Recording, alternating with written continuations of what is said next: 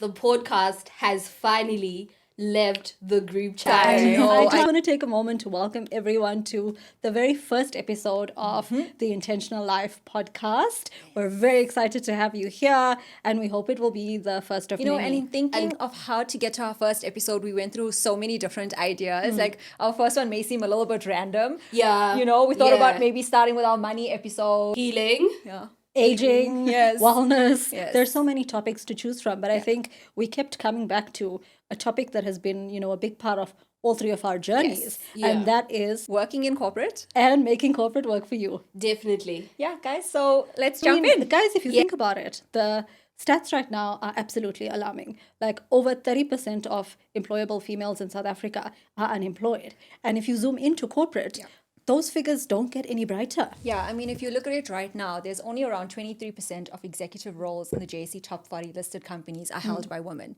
And that number is actually down from the prior year where it was 25%. So it's getting worse. Wild. Yeah, it's completely wild, right? Yeah. And I mean, we have to sort of break it down. Why is this happening? So, I mean, if you think about it, women have only been in the formal workspace for around the last maybe 30 to 50 years. So it's not been that long. In essence, we're still sort of trying to build up the environment in which we will thrive. Yeah, absolutely. But I think if you also add to that, it's not a capability issue. Oh, no. Women have been managing multiple roles and juggling numerous things for decades. Yes. So if it's not a capability issue, makes me wonder, why isn't it that we found our space in corporate yet? Yeah.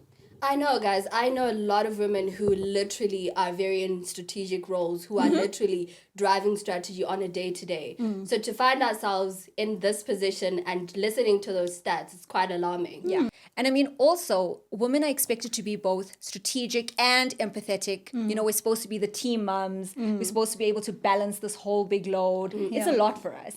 And it's crazy because, like you touched on that, it's like, if you're too soft, you're considered to be weak. Yep. And if you're too hard, you're too aggressive. Yep. It's crazy, There's guys. no winning. There's really no winning. I feel like we're just at a point where it's really hard being female in a corporate. Absolutely. No, and then, you could have a situation where, you're meeting all your milestones. Like, you're achieving all the goals. Your team is doing amazingly. But you still got that voice in the back of your head saying, do I deserve to be here? So there's always that element of imposter syndrome. Yep. I get you, but I'm gonna try to turn it around. Is imposter syndrome really a bad thing, guys?